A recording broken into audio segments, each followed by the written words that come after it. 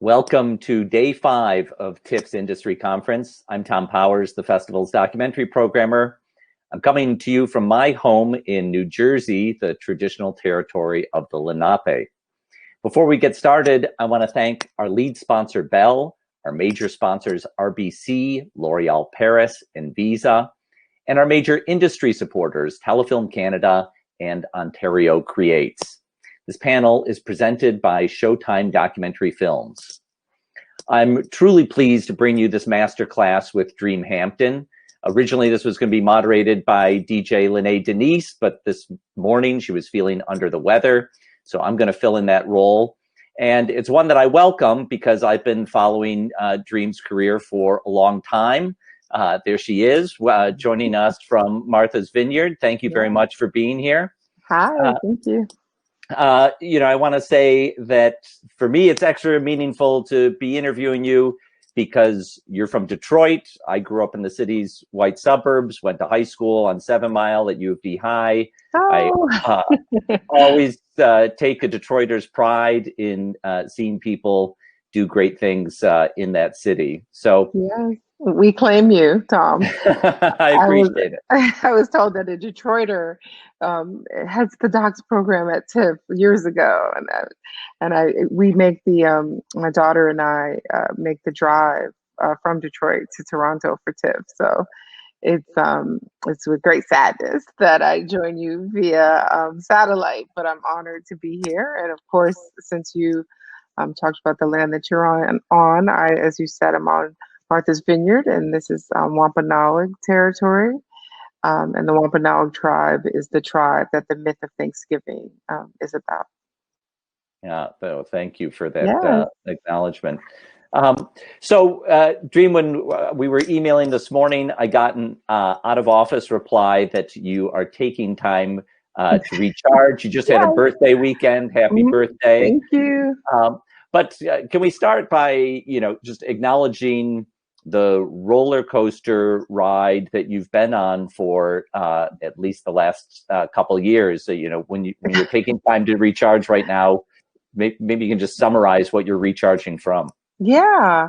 Well, I mean, most recently, I was kind of double fisting 2 productions that I was running a remote 1 hour, a crash to show in 11 days for Facebook Live, a reflection on the March on Washington. And then I had been working for 2 or 3 months with Movement for Black Lives on the 2020 Black National Convention.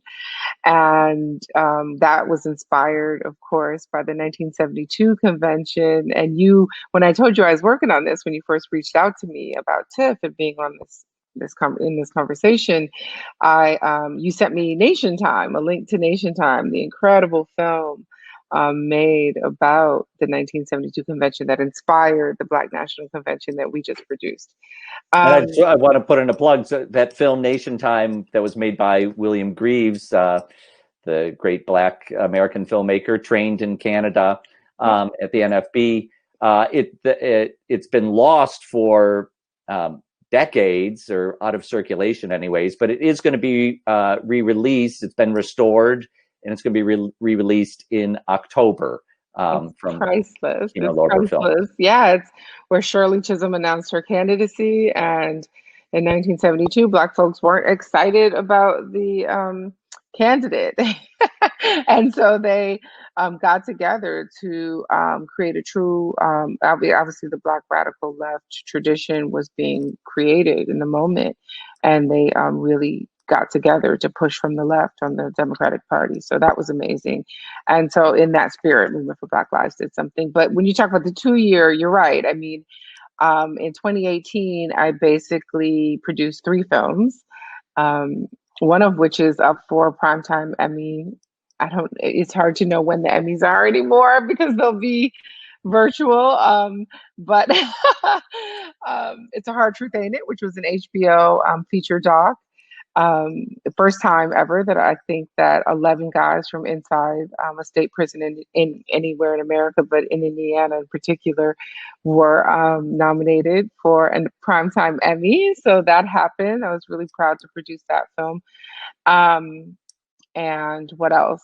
Finding Justice, a 6-part docuseries that I did for BET, which talked about police brutality. We looked at 6 different problems or injustices that Black people are facing.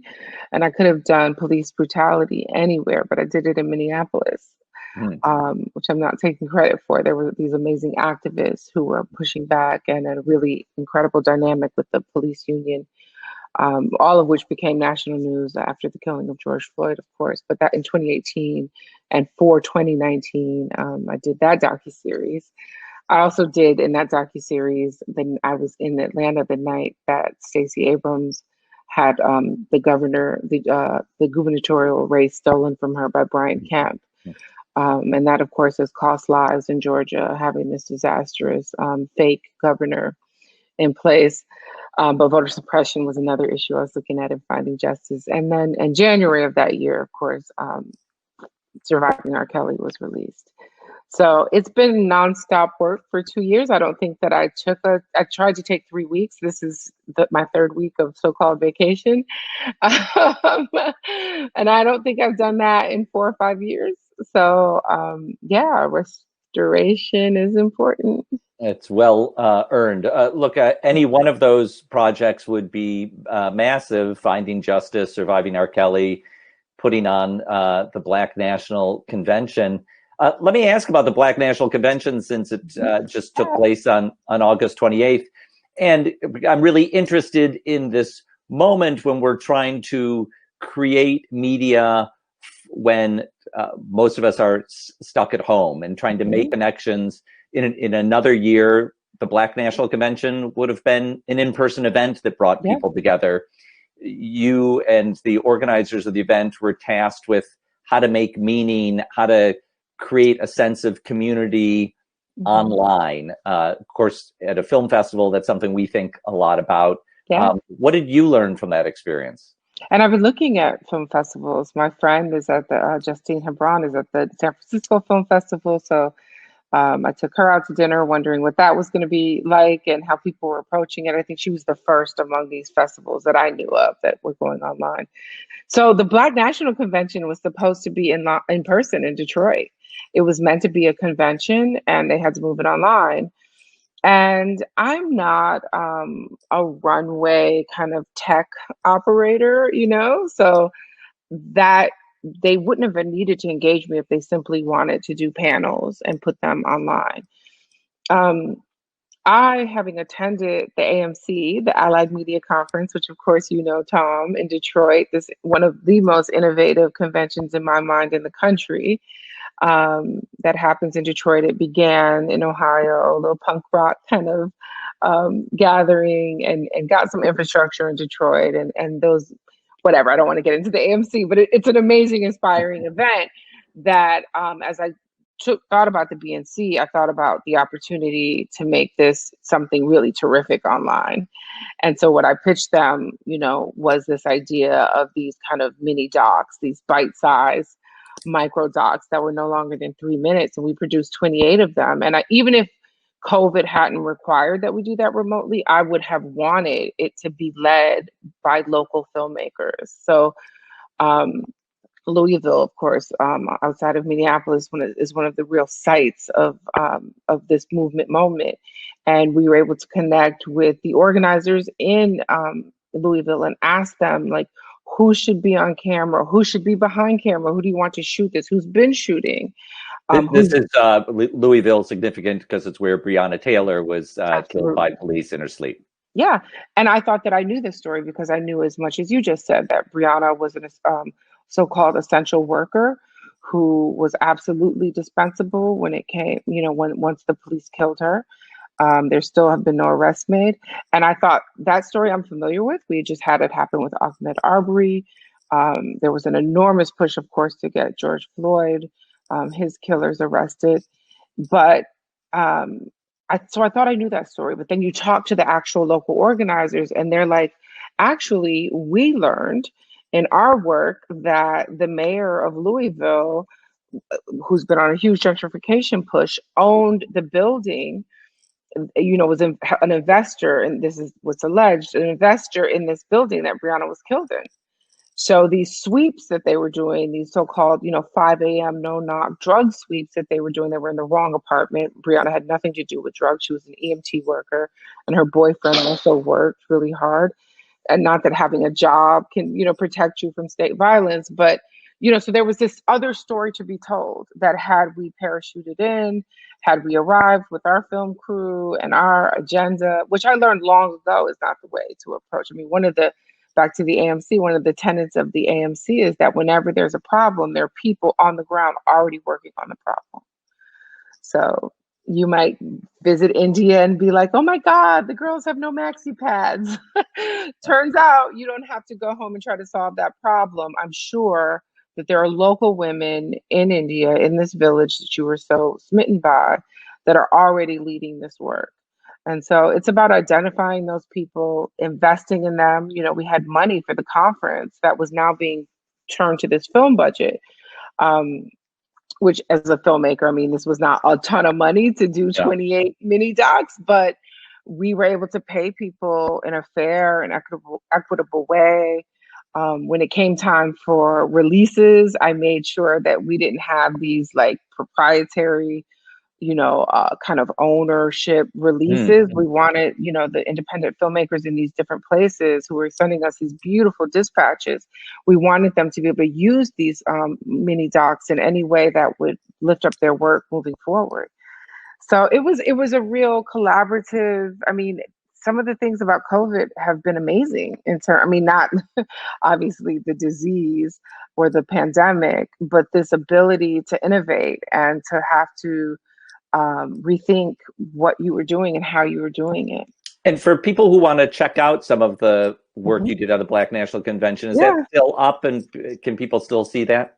We made a commitment to the disability justice team on Movement for Black Lives to do something I'd never done before. It nearly killed me, which was open captions. Yeah. And when I got the open captions back of course, we used a service. It was misgendering people. It was a weird intersection. Like, you're trying to do this one thing, and I guess I should describe myself. I learned that I'm a Black woman, a light-skinned Black woman with a top bun on my hair. I'm wearing a blue dress, printed dress with clear glasses and a red lip. And I learned to do that as you're giving a presentation at the Black National Convention, because we had this mandate from the disability justice team to make it as accessible as possible. But that meant that there were so many errors and some things that you'd have to teach the machine to do. We just, I'm not a journalist anymore, I don't ID as one, but journalists just got the New York Times to change their style guide so that Black is capitalized, right?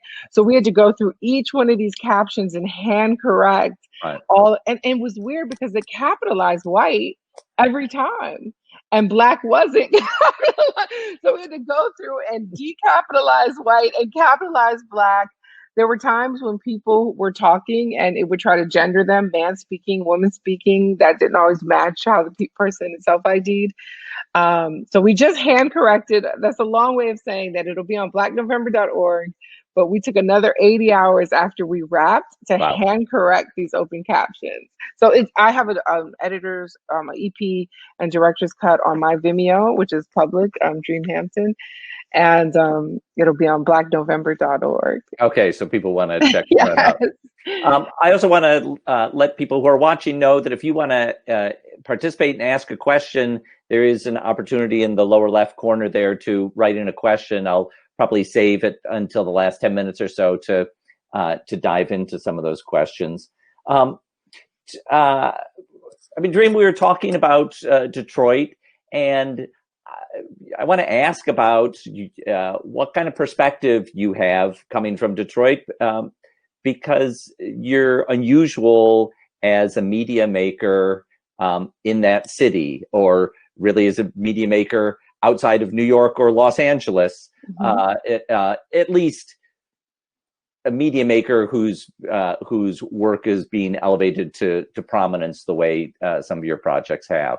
Can you talk about what perspective you have?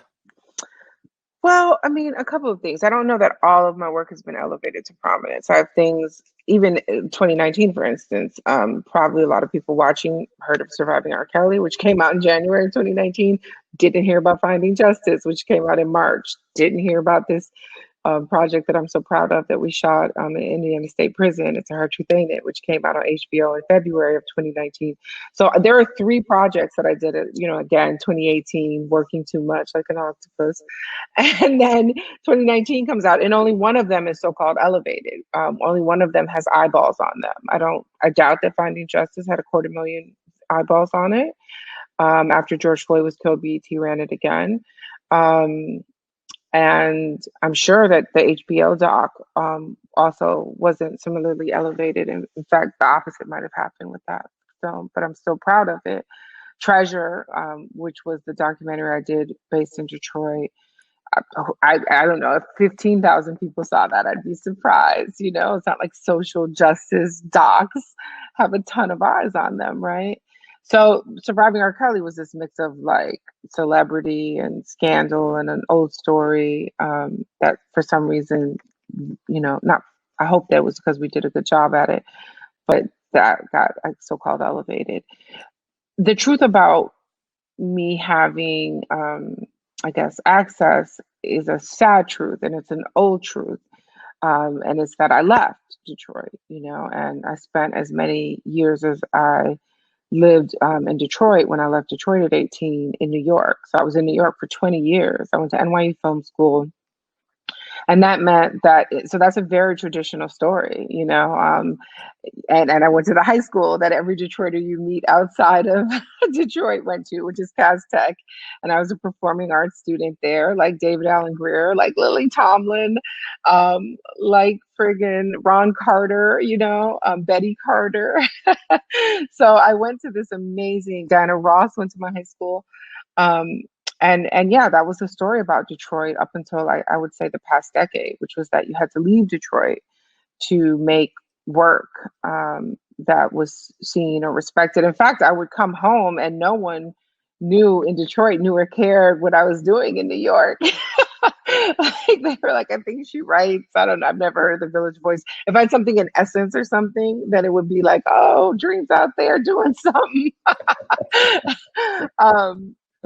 But yeah, so that was that story. And then I spent, I bought in Detroit in 07, 08, and I came home in 07, 08, and then bought in Detroit. But then I also went and established, like I went out and lived in LA, which was my plan to like live my 40s in LA. So, I mean, I'm someone who, Lynnée Denise, who you mentioned was going to moderate this, has this term that I love, which is international local. And that just means that I'm adaptable, that I'm a traveler, that I'm blessed to like find community where I go and build with that community. It wasn't until I made Treasure, a feature doc that premiered at Los Angeles Film Festival, that I felt I was even making something about Detroit. So I've always repped Detroit. I never let people mistake me for a New Yorker. I'm really proud of my city, and often people in Detroit go hard on repping the D because it's so maligned. So we had those great shirts that everyone kind of bit off of. Even Toronto, I know a bunch of Toronto people are watching, and they had their Don't get me started on the everybody versus Toronto. What the heck? What is it? Toronto versus everybody. No one disses Toronto. There's no one against you, Toronto. So the reason that we had this Detroit versus everybody is because we were looked at, as what Trump would call an S-hole country. And I do look at Detroit as a country. We are disconnected from Michigan in almost every way. I am in Martha's Vineyard because I never felt growing up that it was safe to vacation in my gorgeous state. There are whole sections of the Mitten that are like, for lack of a better word, sunset towns. Holland, Michigan, where the DeVosses built their parents built their scammy little empire. They friggin' have a Klan march, twice a year. And And so Michigan, is, although it's gorgeous, never felt that safe to me. I've literally gone to my friend's cabin in the woods and there were like gunshots all night long. So here I am in Martha's Vineyard, and I would be in the south of France if we didn't have COVID. So place is important to me. There are people like Grace Lee Boggs who and Invincible, and people who work in Detroit, Tawana Petty, my friend Eric Howard, who's a photographer and a budding incredible filmmaker. I'm actually collaborating with him on an experimental doc that I'm doing that's deeply personal. And those people never, Tawana Petty calls herself a lifelong Detroiter because she didn't do what I did. She didn't leave. You know, those people thugged it out during Detroit's so-called worst years. And they innovated in a post-capitalist kind of landscape. And everything that we're seeing now, it happened in Detroit first.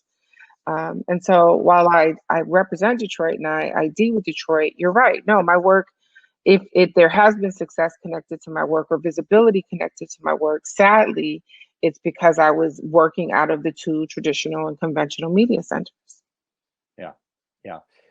I have a question from Melanie Addington Yeah. asking about regionalism. And I mean, regionalism is a funny word because we never mean regionalism when we're talking about New York or Los Angeles. When we say regionalism, we mean somewhere besides New York and Los Angeles in this country. But you are an advisor to a group called the Detroit Narrative Agency, that is, partly motivated by this fact that people used to come into Detroit and tell a story from New York and get a lot of things wrong. And one of the goals of the Detroit Narrative Agency is to tell homegrown stories. Yeah. So important.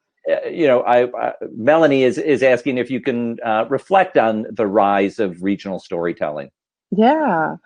I mean, well, we talked a lot, right, in the 90s about the democratization of like film because we had these, so before cell phones, of course, but we had these cameras that weren't big rigs that didn't, when I started shooting at NYU, my goodness, I mean, we were on 3/4 tapes and we had these 14-pound cameras on our shoulders when we didn't have a tripod or so like that didn't happen though. It's not like, the moment you turn on a camera, you're still spending thousands of dollars somewhere, on either end.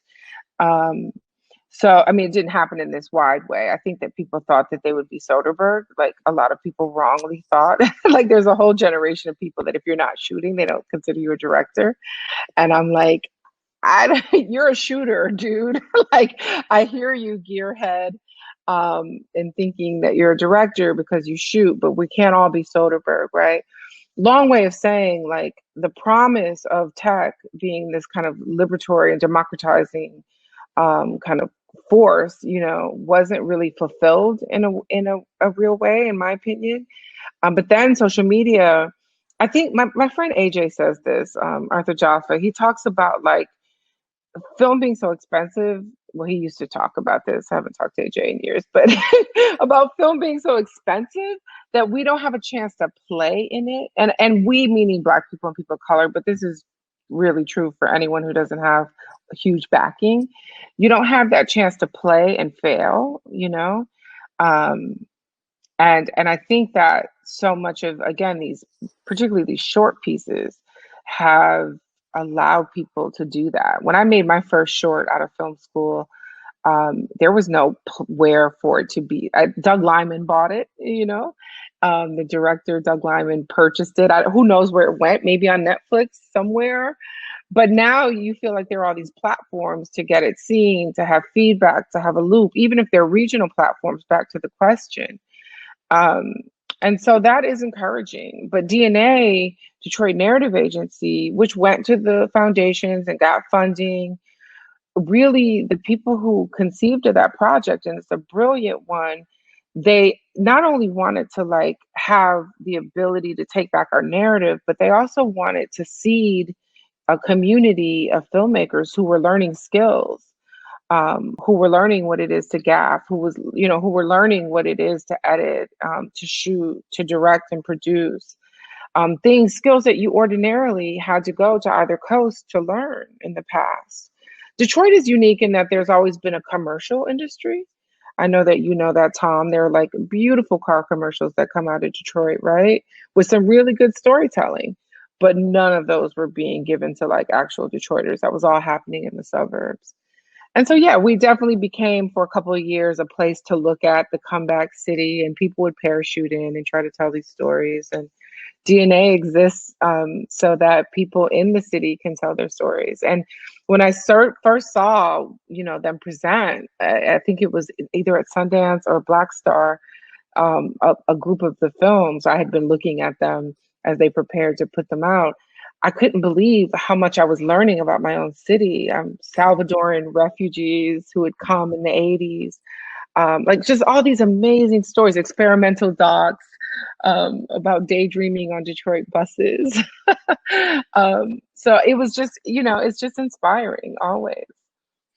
I want to ask about your career path, because you went to NYU Film School. You've described to me that you were really set out to make scripted films, and you made a short, I Am Ali, that went to Sundance and was named Vanity Fair's Best Short of the Year. That's a scripted film. Yeah. Today, people are discovering you through Surviving R. Kelly. But can you talk about the, trajectory of your career that started out trying to make scripted films, and, like anyone's career, took a weaving direction? Yeah.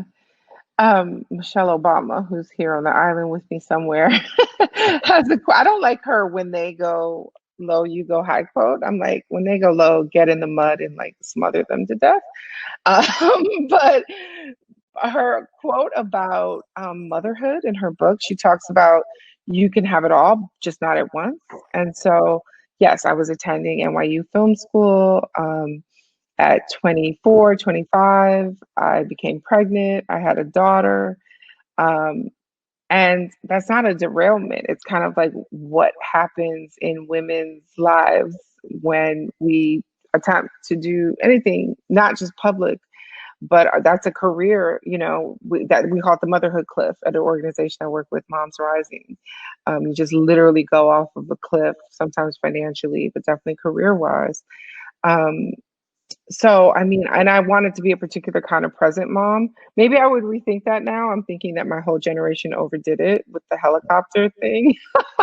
Because we're Gen Xers and we were raised in the 70s by parents who didn't know what a seatbelt was, let alone a car seat, and maybe were drinking and driving. I have no idea what my parents had in that red cup.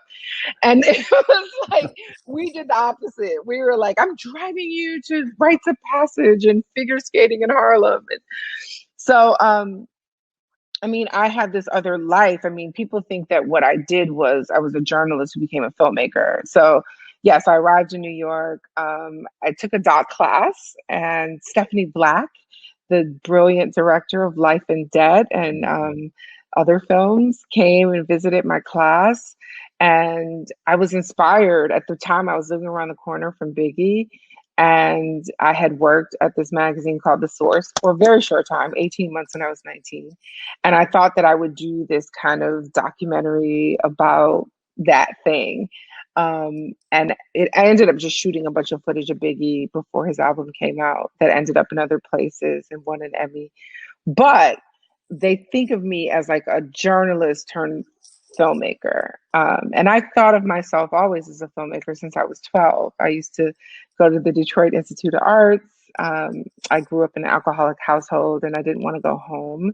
And so I would stay at the DIA until it closed. And we had a wonderful film theater there, the DFT.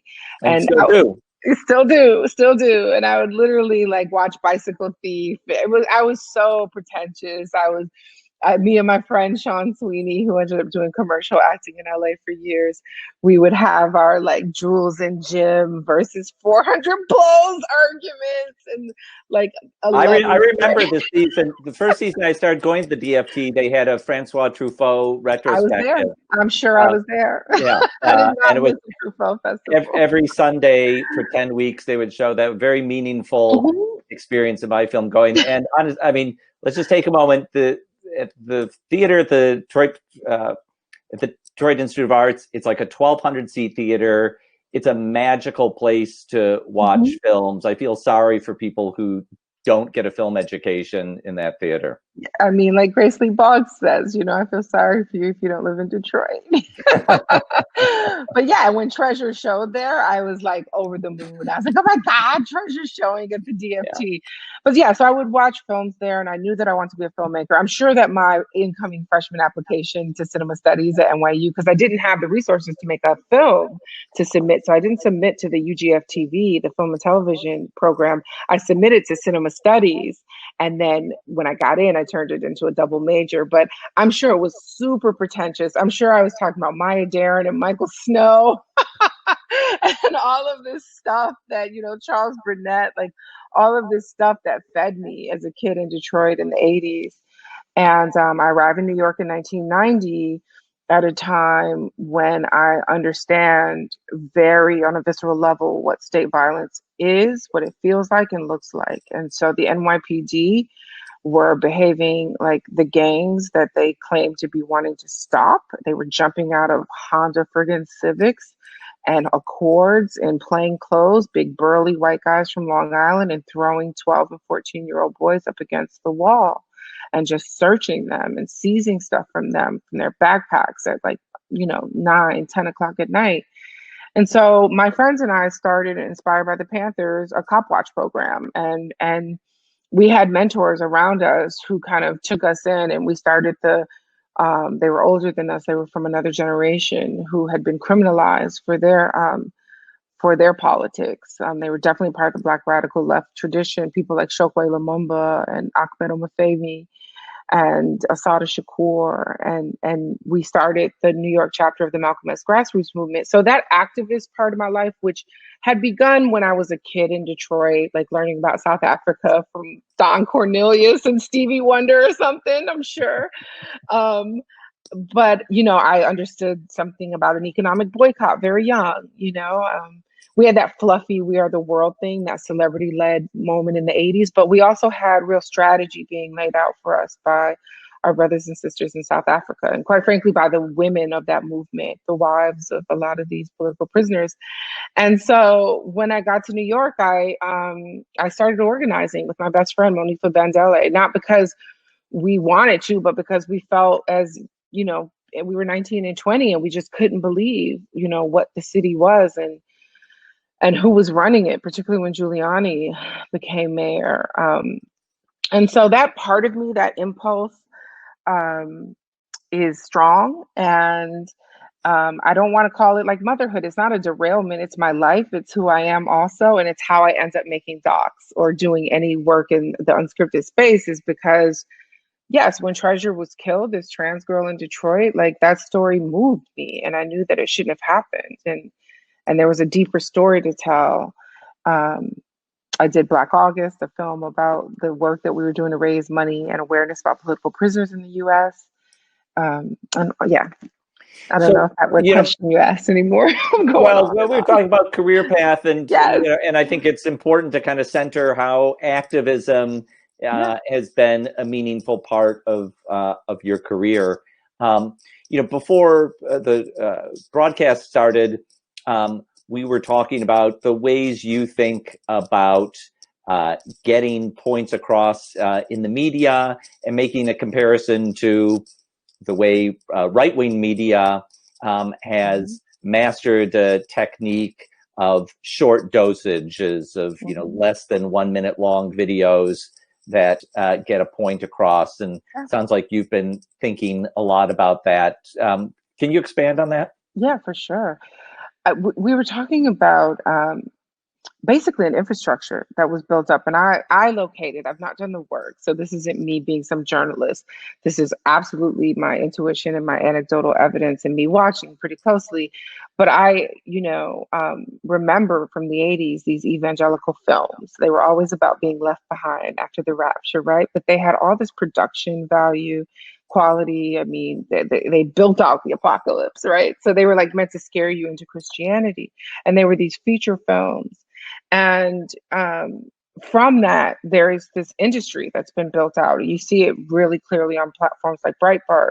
But this way, first of all, that industry was there to catch a film like Last Temptation of Christ when it got banned from the theaters, rightly for being anti-Semitic and all of the things that Mel Gibson is.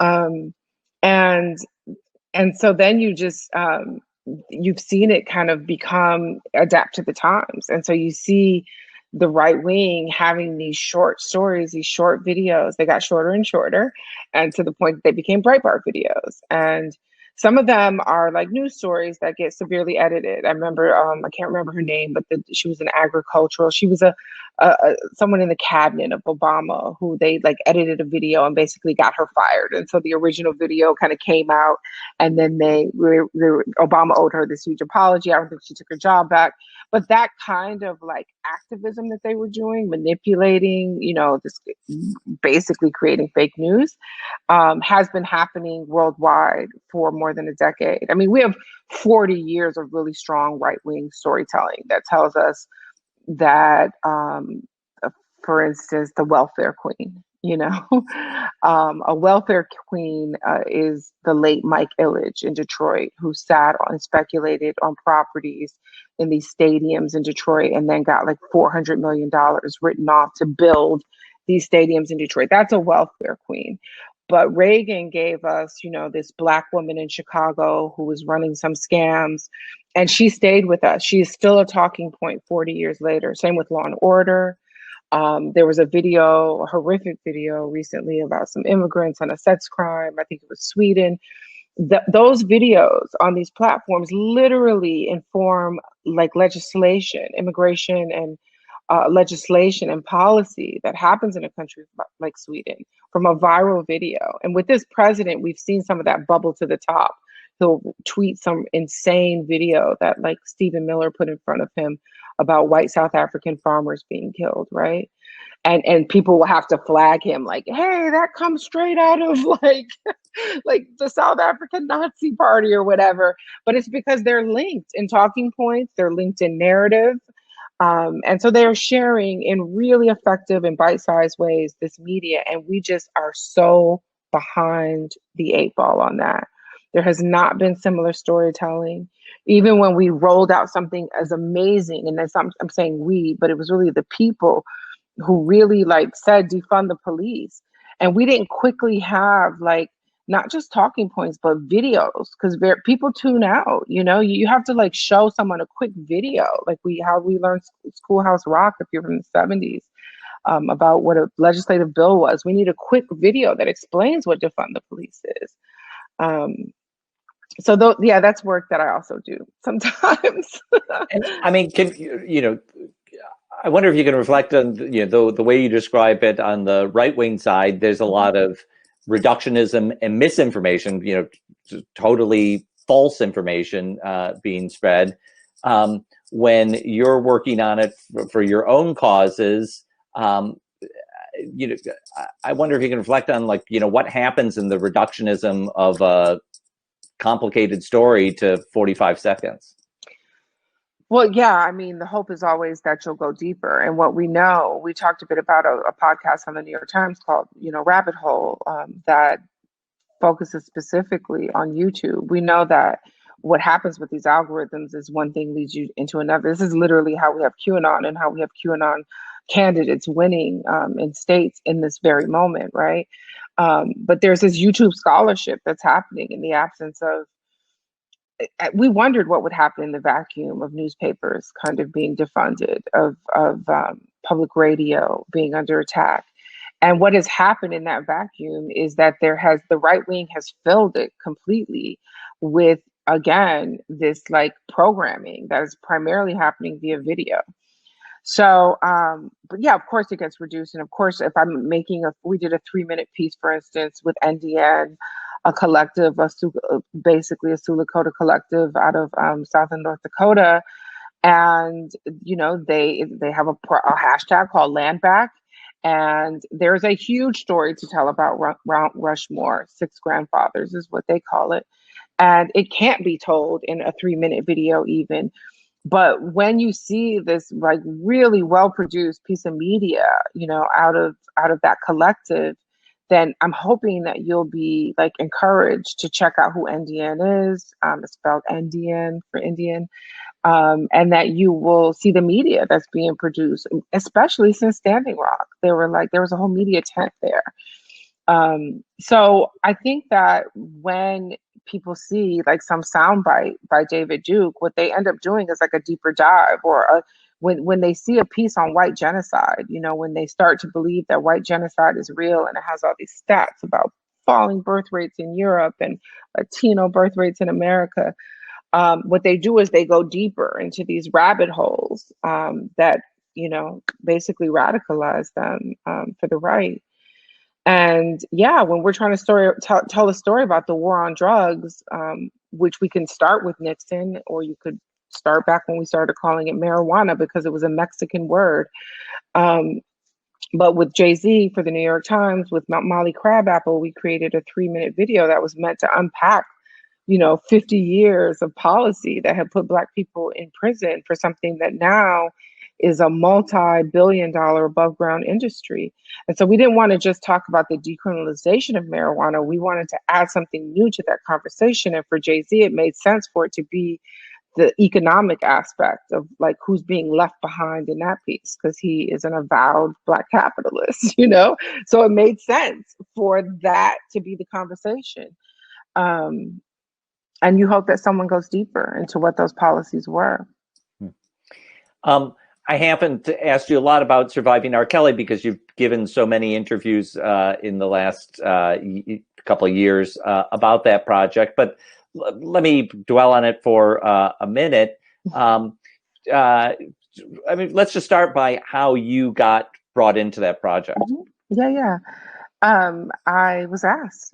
Pretty simple. I hadn't heard from my agency in forever, and there was a guy, Jesse Daniels at Creative, which is a label at Bunim Murray, and he had the novel ideas. They were looking at showrunners that I might be a good one. And I'm really grateful for him for like thinking that way. And I took the call. And then Bunim Murray, for people who don't know that name, is a major production company that produces a lot of reality TV shows and series. They invented the reality TV series for all.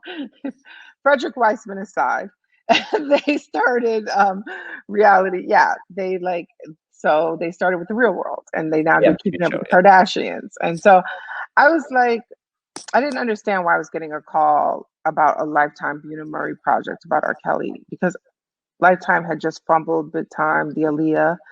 It was a scripted doc. It was awful. And Bunim Murray does reality TV. So I didn't know exactly why they were calling me. But I took the call, and they said they wanted to do a serious documentary. And I felt like I was the right person. I felt like he was my generation's problem to solve, something I've said in other interviews, but I truly believe that. I felt like I myself had fumbled with him. I'd done a piece on him for the cover of Vibe magazine. It was the October 2000 cover of Vibe magazine, maybe it was 2001, whatever it was. By December, if it was in October, that means I submitted it in August. This is back when there were magazines. It would have hit the stands in September. And by December of that year, December 21st, Jim DeRogatis, working out of Chicago, wrote a story about lawsuits that he was quietly settling with other teenagers.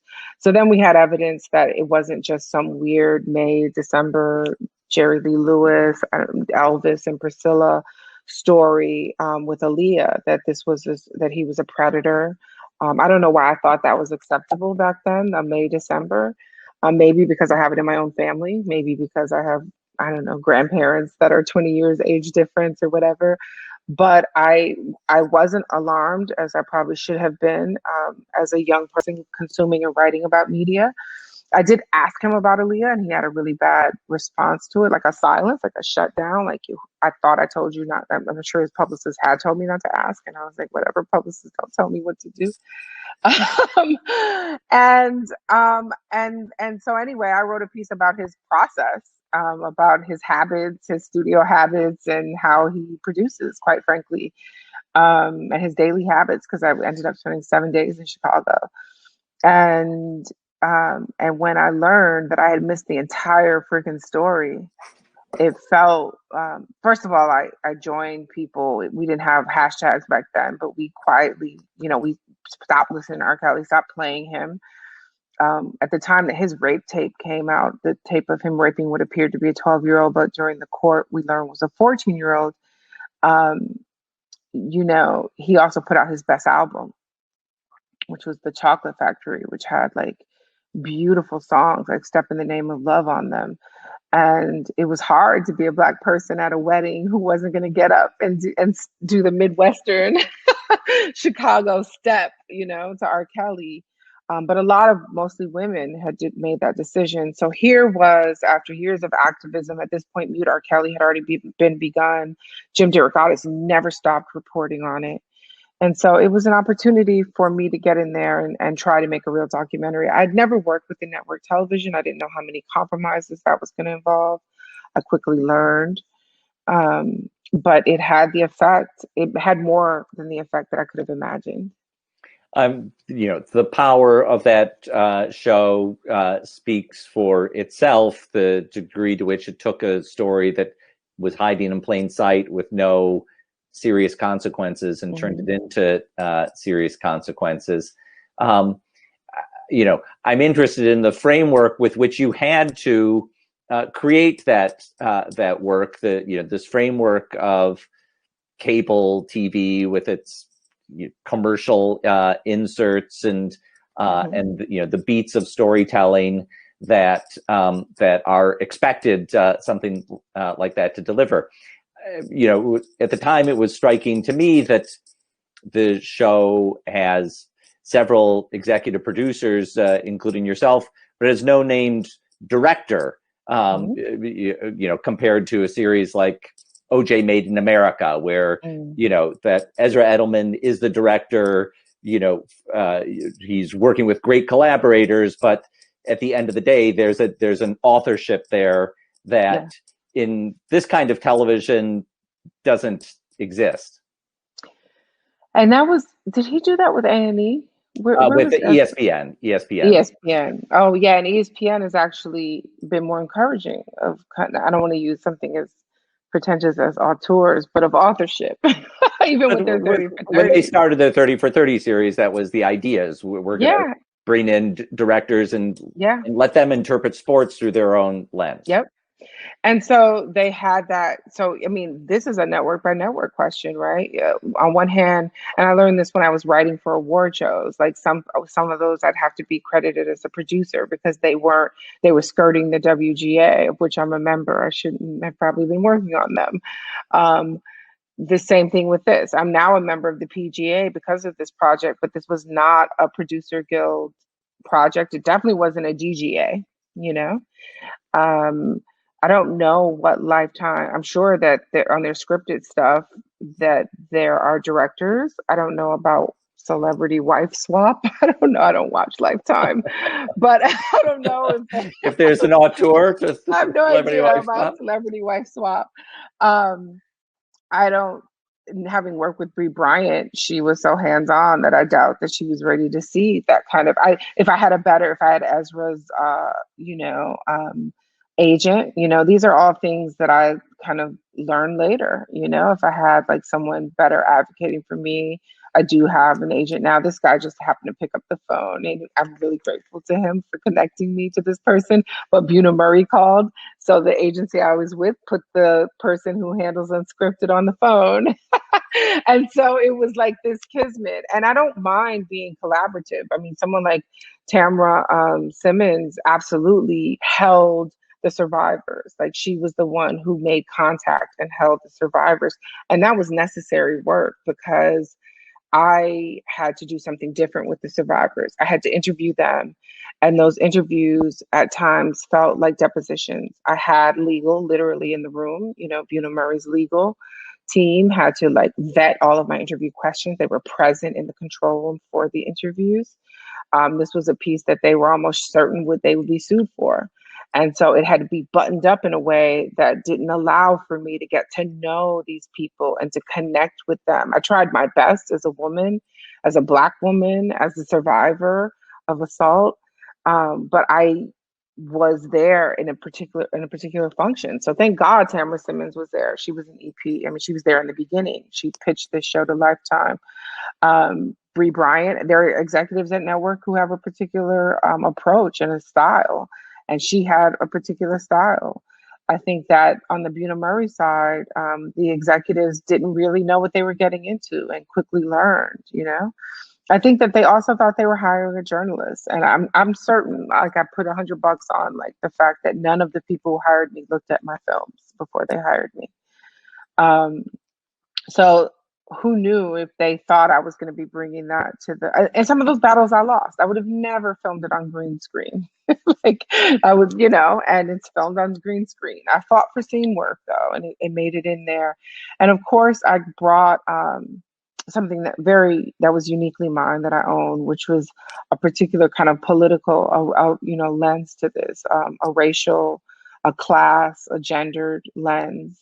Um, I don't think that Bree Bryant would consider herself as someone who like fights for racial justice. That doesn't mean that she's not a Black woman out here in the world doing her thing in corporate America, but that's not how she would self-ID as some kind of activist or someone who even considers some of these things, you know, and I absolutely did and do. And so I hope in that way we complemented one another. And yeah, it was tricky. I mean, I see any number of films or docs or any kind of project, and there are a ton of EPs credited. There are a ton of, you know, people credited. But you're right. Yeah, the director thing is something that in another situation with more power, I'm fighting for. Um, but I was showrunner, and I also didn't know about cycling out showrunners, which happens often on television. Not always, and not to people who have power, but they thought they have this idea that you just run production and then they get rid of you. And as a filmmaker, as an independent filmmaker, I know that film is made in post. And so I fought to be there in post, and they were like, yeah, no. And then ended up having to bring me back anyway. And all of that is the drama of a production. It's not very interesting, except to this is a master class. So I'm assuming that filmmakers and media makers are watching it, and they'll experience some of their things in their career. So I'm being honest about it.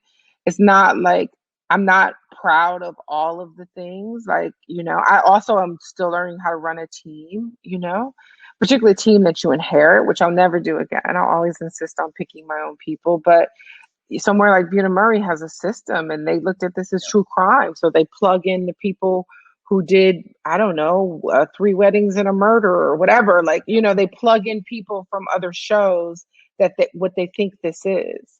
And I never thought of it as that, as a true crime drama, at least not only that. You know, we did a conversation on Saturday with Sonia Childress and Jesse Wente called Steps to Creating a Better Documentary Industry. And if anyone listening who's interested in some of these questions, I'd encourage you to go listen to that conversation also. I will. Yeah, I will too. We've got just a few minutes left. So Dream, where are you now in your career?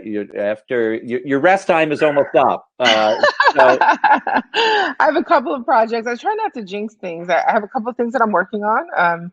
They have studios attached to them, and they're happening. I have a dream. I guess you don't have, I'm not asking you to name specific things, but I'm wondering, you know, do you see yourself, you know, doing more fiction or nonfiction or activism or, you know? That's exactly where I am. I mean, because again, back to that true crime label, I've been asked to do other things in that space. And some of them I'm just like, outright, no way. And then a couple of the things I've been like, actually, we can do something really innovative with this. So there are 2 things like that on my plate. There's a dream project that I want to make before I die, you know, an adaptation, 2 adaptations. And right now I'm doing an experimental short with Eric Howard, who I mentioned before, and Invincible, who I mentioned, and another filmmaker, Desmond Love in Detroit, where I'm thinking about the swelling of the Great Lakes. I'm thinking about floods and memories and basements. So it is not didactic. I really needed a reset after, you know, for me, R. Kelly was a bit didactic, surviving R. Kelly. And I didn't want anything that kind of shrill. I wanted something that fed my soul. And so this project is one that I've been producing and directing for the past year. And it's going to be like 11 minutes. I don't know why it's taking me a year to do it, but yeah. Well, sometimes it works out that way. I'm so appreciative to you for taking this time out, especially during your recharge period, to Thank you share for these having me. stories I'm with so us. honored. And for people listening, later on today at 3 p.m., there's a dialogue coming up with Sam Pollard, who directed MLK FBI at this year's festival, talking to Shala Lynch, the great filmmaker who's made films about Shirley Chisholm and Free Angela and All Political Prisoners, that played as a gala at TIFF several years ago. Sam Pollard was the editor of Shala's Shirley Chisholm documentary, Chisholm 72, Unbought and Unbossed. So that's going to be a great conversation at 3 o'clock. And I hope you can go into the archives and watch everything that's been happening the past few days. Dream, again, thank you so much for being here. And we look forward to having you back at the festival sometime in the future. I love that. I'd be honored. Thank you for having me, Tom.